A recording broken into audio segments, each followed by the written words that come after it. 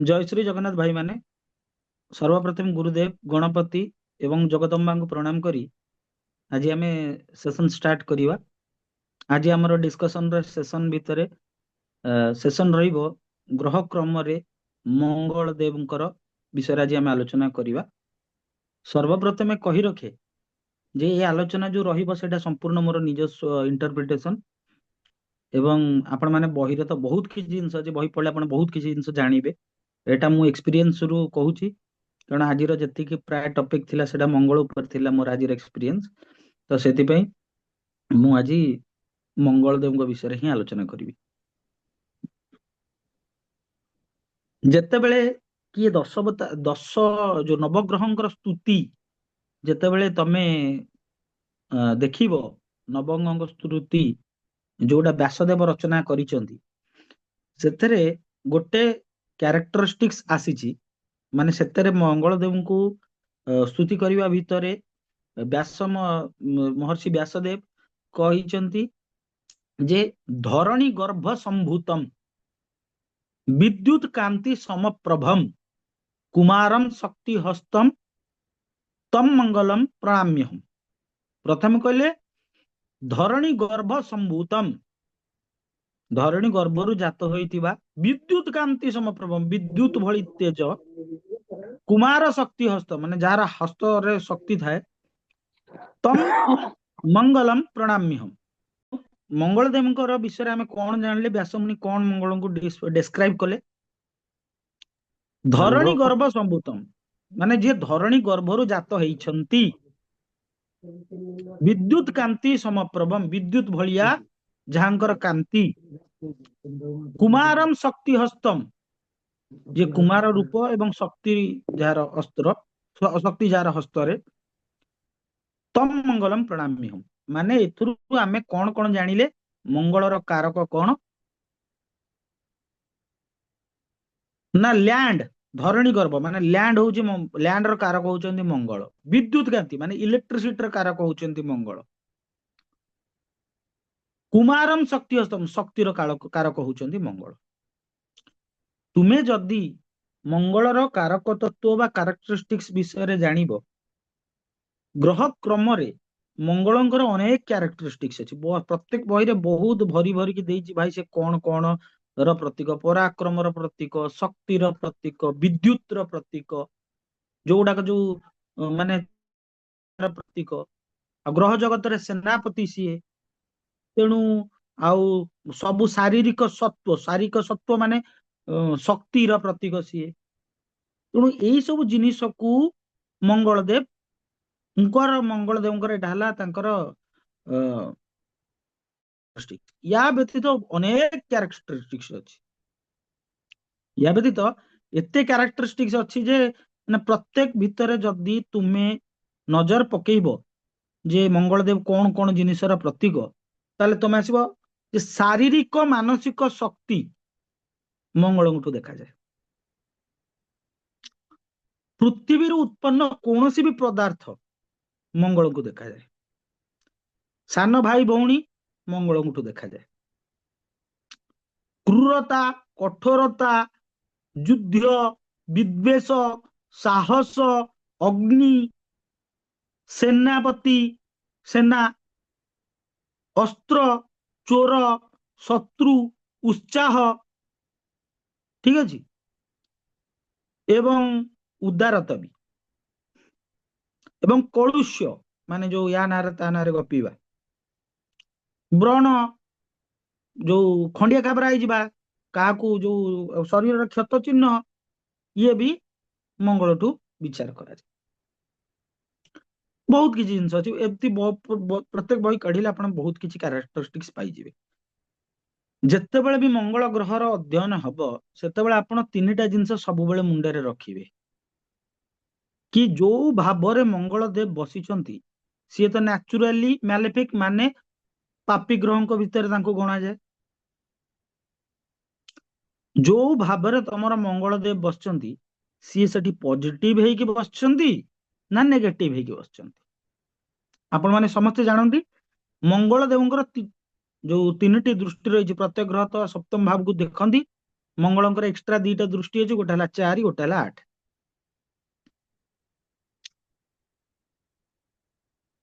एई जो ग्रह मंगलदेव जोटी बसिଛନ୍ତି जो 4 8 भाव को देखुଛନ୍ତି जोटी बसिଛନ୍ତି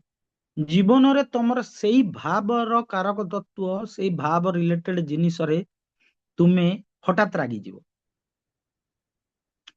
लेट से लग्न रे कहार मंगल अछंती से कहा अंडर रे काम करि परिबनी से कमांडर इन चीफ सेनापति से कोन कहा कथा सुनिबो से ऑर्डर दबो एवं से भावर कारक तत्व प्रति जेते लाभ हबो तमे सेटा को उपभोग बा एन्जॉय करिया को पसंद करिवनी तमे केमति कहबो आउरी मिलू आउरी मिलू आउरी मिलू कारण सेनापति गोटे गड़ जितिला परे केबे भी से तारी से गोटे गड़ जितिकी ता भीतर से सैटिस्फाई हेकी रहि जाए नाही केबे भी रहि जाए नाही सेनापति सेनापति कौन करे कहे कि आउ केमती जितबी कॉन्फ्लिक्ट रो कारक होउचंती मंगल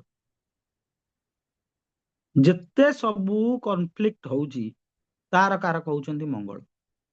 आगु को हमर ट्रांजिट हबो सटन को ट्रांजिट हबो एई 2025 रे बृहस्पतिंकर गुरुदेवंकर ट्रांजिट हबो राहु केतुंकर भी ट्रांजिट हबो बड़ बड़ ग्रह मानकर ट्रांजिट हबो सेतेबेले कोन हबो से तो पर कथा किंतु निश्चित भाव में भारत राजनैतिक क्षेत्र में निश्चित भाव में गोटे उथल पुथल आपण मानक देखा मिल न्यूमरोलोजी हिसाब से 2025 भी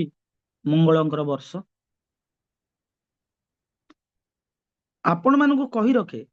जे समस्ते गोटे कथा डिस्कशन करती जे मंगल एते सब जिनिसर कारक आउ न्याचुराली माने नैसर्गिक गुण तांकर होउची से होउचंती पापी ग्रह तो एमिति काहे तांको दिया गला काहे कि कोन तांकर रीजन रहिला जे एमिति तांको सब कैरेक्टरिस्टिक्स मिलिला देखो प्रत्येक ग्रहर गोटे पावर अछि तमे जदि एस्ट्रोलॉजी पढुछो आ तमे भाबी देलो जे ए ग्रह खराब से ग्रह भलो से ग्रह खराब ए ग्रह भलो ए भाव खराब से भाव भलो से भाव खराब ए भाव भलो कौनसी ग्रह भलो नुह कौनसी ग्रह खराब नुह तुम पूर्व अर्जित कर्म अनुसार तुमे ये 4टा जीवन रे नहीं कि आसछ ए 4टा सेतिकी बेले तुमर चेंज हबो जेते बेले तुमे ए इह जगतर इह लीला संवरण करी आर पारी को चली जीवो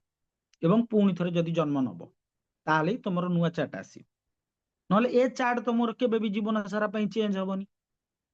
जदि ए चार्ट चेंज हबनी तले एस्ट्रोलॉजी पढिबा द्वारा कोन हबो ना तुमे जानी परिबो जे ए टाइम रे मते ए को काम को दिगरे मु काम कले मु एई वर्तमान समय रो मु बेस्ट रिजल्ट पाई परिबी सेति में हम एस्ट्रोलॉजी पढु तेणु मंगल देव जोठी बसिबे जदि से प्रत्येक ग्रहर कैपेबिलिटी अछि देखंतु सृष्टि रो नियम होउची सृष्टि स्थिति लय सेति हमर त्रिदेवଙ୍କ कॉन्सेप्ट अछि हम भारतीय संस्कृति रे सृष्टिकर्ता पालनकर्ता संहारकर्ता प्रत्येक ग्रहर पावर अछि से तुमको क्रिएट तुम सहित जदि पॉजिटिवली अछि से तुमको क्रिएट करि परिबो तुमको प्रिजर्व माने पालन करि परिबो तुमको डिस्ट्रॉय भी करि परिबो जदि मंगल देवंकर पॉजिटिविटी देखिबार अछि मंगल पॉजिटिव हेले कोन करि परिबे तार एग्जांपल तुम हनुमान को देखो जदि मंगल देव नेगेटिव ली प्लेस्ड अछंती तार एग्जांपल तुमे भस्मासुर को देखो ठीक अछि मंगल जदि पॉजिटिवली रहिले से हनुमान भलिया काम करिवे मंगल जदि नेगेटिवली प्लेस्ड हे गेले से भस्मासुर भलिया काम करिवे कहा को अच्छोपा नहीं भगवान हनुमान रामं को प्रतिष्ठा करिया को जाई तांको इष्टं को प्रतिष्ठा करिया को जाई बहुत किछि एमिति काम करिसंती जो गुडा की जदि साधारण चक्षुरे न देखा जाए साधारण चक्षुरे देखिबो ताले सेटा धर्मसम्मत नुह। काहाकू मारिदबा, लंका गोटे स्त्री लोक को गोईठा मारदबा, तार गर्भ नष्ट करदबा, कहार अस्त्र शस्त्र चोरी करिकी नहीं आसीबा, हेले सेटा से काहे कले रामन को प्रतिष्ठा करबा उद्देश्य रे। रामन को पाई हनुमान जो भली भाव रे माने पूरा निजको समर्पण भाव रे जेमती करिथिले, माने सबु कर्म करूथिले, चाहे से काहाकू हत्या करिबा हो, चाहे से काहाकू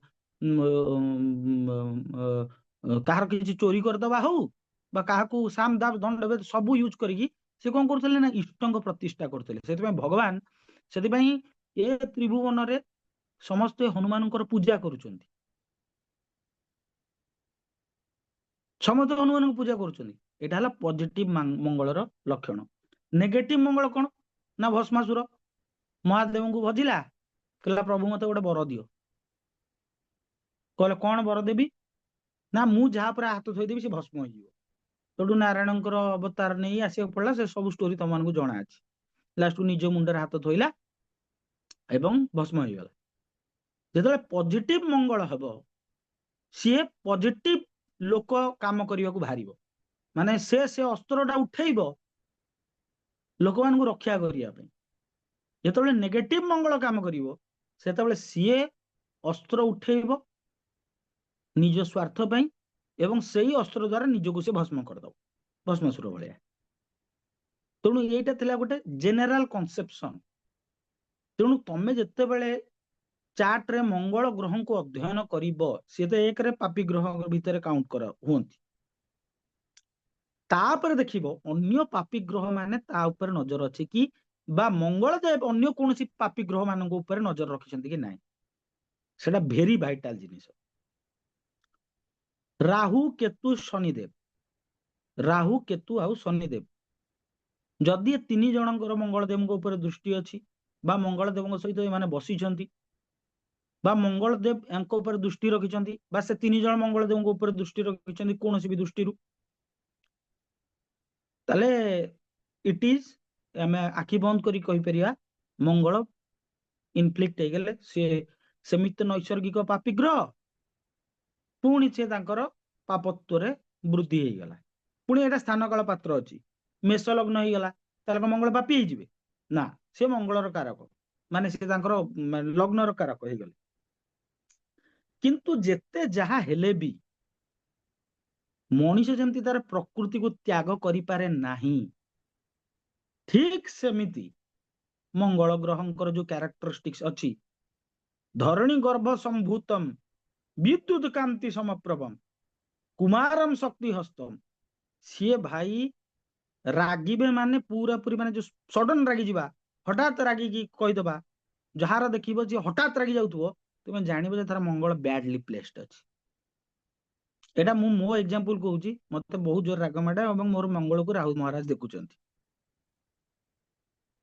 मु सेटा बुझी पारे जे एटा मते रागिबार नथिला, किंतु मु सेटा कंट्रोल करि पारे नै।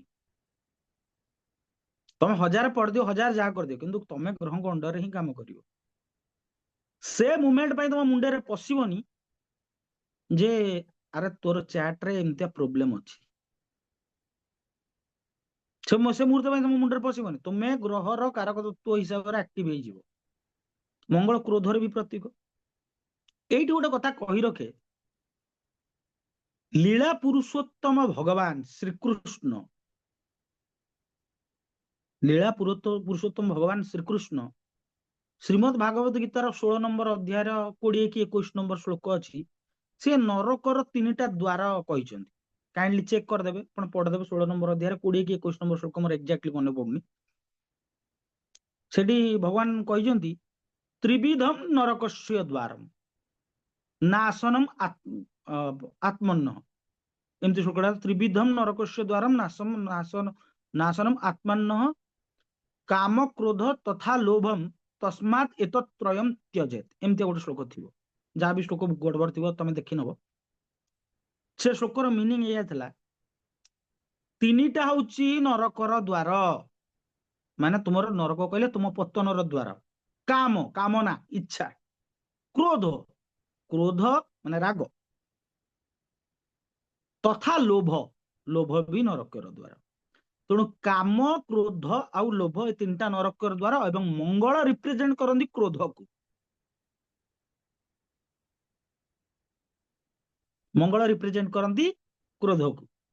तेणु जितेबले राहु केतु कि अन्य कोन शनि ये जितेबले मंगल को देखीदेवे गला सरला राहु जदि मंगल को देखीदेले ताले से जगह को कहते अंगारक जोग होईगला केतु जदि मंगल को देखीदेले भाई गला काम क्षेत्र में बहुत प्रोब्लेम झील पिला क्षेत्र में मंगल केतु होईगला माने एटी बाहागर फैमिली जो कौन सी घर में मंगल केतु जुति होईगला मंगल केतु को दृष्ट करदेला स्वामी सहित पड़े पकईदबनी जदि शनि देखिले कंट्रोवर्सी कर्म क्षेत्र में जीवन छाड़बनी एटा गोटे नॉर्मल कॉन्सेप्शन तेणु ये थला गोटे जनरल ईयर माने जनरल मोर कॉन्सेप्शन महर्षि पराशर मंगल देव को तुलना करिसेंती दशावतार जो अवतार कथन अध्याय कहते जे मंगल देव को से नृसिंह अवतार सहित तुलना करिसेंती अच्छा नृसिंह अवतार केमिति प्रकट होइतले ना खंबरु तत्क्षणात प्रकट होइतले हिरण्यकशिपु जेतबेले खंबटा भांगिला जेमती नृसिंहकर आगमन थिला जो भलिया क्रोधटा थिला नरसिंहकर सेतबेले मां लक्ष्मी भी भागवत पढ़िबे मां लक्ष्मी डरिकी तांका पाखु गलेनी मां लक्ष्मी डरिकी जो नारायण से जितेबाला अनंत शोता महालक्ष्मी जो पाद घोषुता कहती मोर पाद पीड़ा जाऊँगी तोर माने महालक्ष्मी भाया कोमल हाथ कहती मो गोड़ काटुची धीरे धीरे मोड़ से नारायण जो नरसिंह अवतार सी होके आसिले महालक्ष्मी डरिकी पाखक पशिले पाखक आ से खंबर एमती प्रकट होते चुटकी विद्युत भाया प्रकट होते एवं हिरण्यकशिपुर विनाश करते तो मंगल को सही हिसाब से काउंट करनी जदि बैडली प्लेस्ड होगला से क्षण किया पुर पोड़ीदब तापर भावे पुर पोड़ीदेली रे से कि नथिबो जो भाव में बसिला से भाव सहित क्रोध आ कन्फ्लिक्ट जारी रहिबो को चार्ट रे भी मंगल जदि 6th हाउस रे रहला तार मामू सहित पड़िबोनी आउ आपण माने जानिथिबे जे मंगल एतेरे गोटे कालपुरुष कुंडली को चिंता करंतु मंगल उच्च कोठी मंगल उच्च होचंदी मकरे मेदिनी सूत अच्छा मकर राशि कार शनिकर दशम भाव को रूल करती शनि महाराज अच्छा मंगल आ शनि परस्पर शत्रु ताले मंगल शनि घरे कहीं जाके उच्च हेले कारण शनि होचंदी कर्मर कारक मंगल होचंदी शक्ति कौन सी भी कर्म करने शक्ति दरकार तेणु मंगल शक्ति कर्म ठे उच्च हबनी को घरे उच्च हम ये जिनटा सब मन रखिए आमको सार पचार देते आमे बाबा हो गलु कहीं उच्च कहीं एमती हम यहाँ नॉर्मल पॉइंट मंगल मकर घरे उच्च ये कारण मंगल शक्ति को रिप्रेजेंट करती मानसिक शारीरिक उभय शक्ति को मंगल रिप्रेजेंट करती एवं मंगल शनि घरे उच्च मुझे ये गोटे छोट एग्जांपल दूसरी आप बुझे जेतिक मंत्र अच्छी जेतिक मंत्र बीज मंत्र हो जेनेराल मंत्र हो जहाँ भी हो से सबू को रिप्रेजेंट करती मंगल किए भी नाम जप करुची किए को साधना करुची से मंगल कारक तत्व को ही यूज करुची न से करि साधना कारण प्रत्येक मंत्र रे शक्ति अच्छी एवं मंत्र शक्तिटा ही मंगल को रिप्रेजेंट करे तेणु शक्तिटा कौन पाई दरकार कर्म करने दरकार तेणु मंगल जेहेतु शक्तिर प्रतीक से शनिकर कर्म घरे उच्च हेबे ही हेबे तेणु युद्ध हो चाहे कर्म हो जीवनटा भाई संघर्ष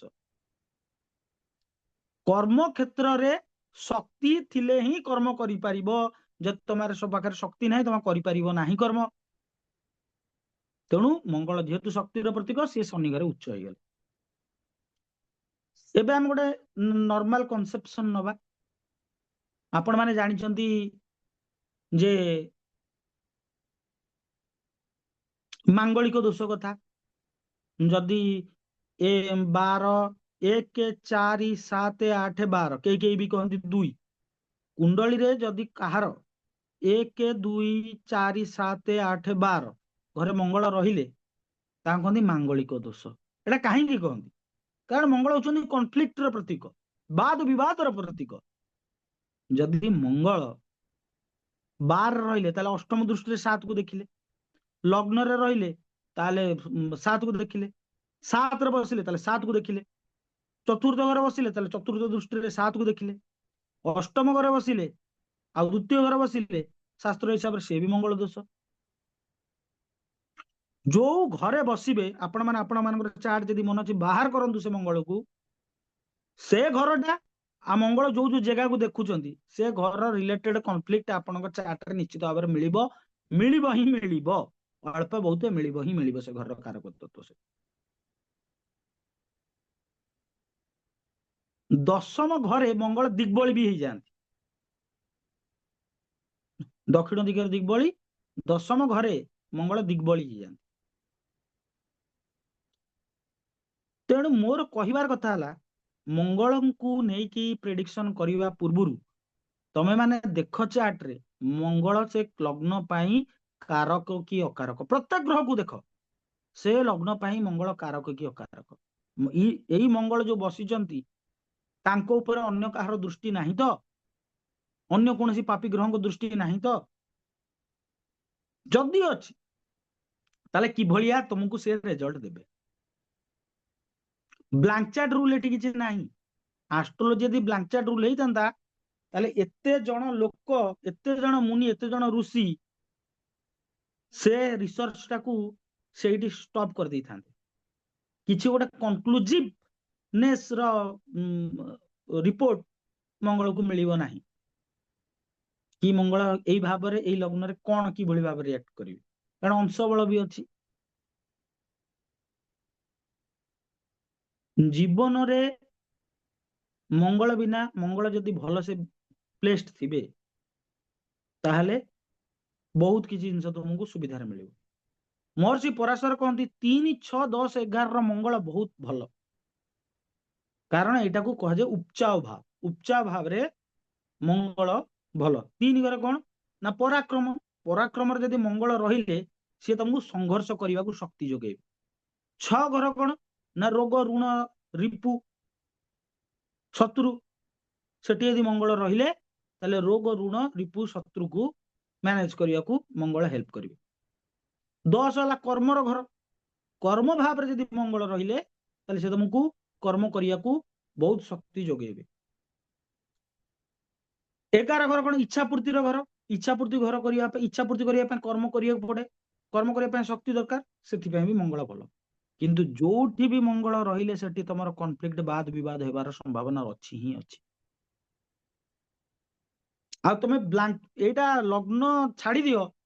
ଯଦି ମଙ୍ଗଳଙ୍କ ଉପରେ ପାପୀ ଗ୍ରହର, ଅନ୍ୟ ପାପୀ ଗ୍ରହର ଦୃଷ୍ଟି ଅଛି ତାହେଲେ ସେଠି ସେ ବିବାଦ ହେବ ହିଁ ହେବ, ତାକୁ କେହି ରୋକିପାରିବେ ନାହିଁ, କାରଣ ମଙ୍ଗଳ ସେଇଥିପାଇଁ ଜନ୍ମ ହେଇଛନ୍ତି। ଆଉ ସେଇ ପଜିଟିଭ ଯେତେବେଳେ ହେଇଯାନ୍ତି ମଙ୍ଗଳ, ମୁଁ ତ କହିକି ଅଲରେଡି କହିଦେଲି ସେ ହନୁମାନଙ୍କ ଭଳିଆ କାମ କରିବେ। ତେଣୁ ପ୍ରତ୍ୟେକ ଗ୍ରହକୁ ଇଣ୍ଟରପ୍ରିଟ କରିବାକୁ ପୂର୍ବରୁ ତୁମେ ମାନେ ତାର ସିକ୍ରେଟ କୋଡ ଜାଣ, କି ଏଇ ଯୋଉ ମଙ୍ଗଳ ଯଦି ଏଇଠି ଏଇଭଳି ଭାବରେ ରହିଲେ ତାହେଲେ କଣ ତମକୁ କଣ କଣ ସବୁ ରେଜଲ୍ଟ ଦେଖିବାକୁ ମିଳିପାରେ, ଏବଂ ସେ ରେଜଲ୍ଟ ଦ୍ୱାରା ତୁମେ କଣ ମାନେ ରେଜଲ୍ଟାଣ୍ଟ ପାଇପାରିବ। ଆଉ ଯେତେବେଳେ ବି ତମ ଶାସ୍ତ୍ର ଦେଖିବ ସେତେବେଳେ ମଙ୍ଗଳଙ୍କୁ କୁଜ କୁହାଯାଇଥିବ, ମଙ୍ଗଳଙ୍କୁ କୁଜ କୁହାଯାଇଥିବ। ଆଉ ମଙ୍ଗଳ ବ୍ଲଡ ର ବି ପ୍ରତୀକ, ଯଦି ମଙ୍ଗଳ ବ୍ୟାଡଲି ପ୍ଲେସ୍ଡ ହେଇଗଲେ ଆକ୍ସିଡେଣ୍ଟ ହବାର ସମ୍ଭାବନା ଥାଏ ହିଁ ଥାଏ, ଏଥିରେ କୌଣସି ସନ୍ଦେହର ଅବକାଶ ନାହିଁ।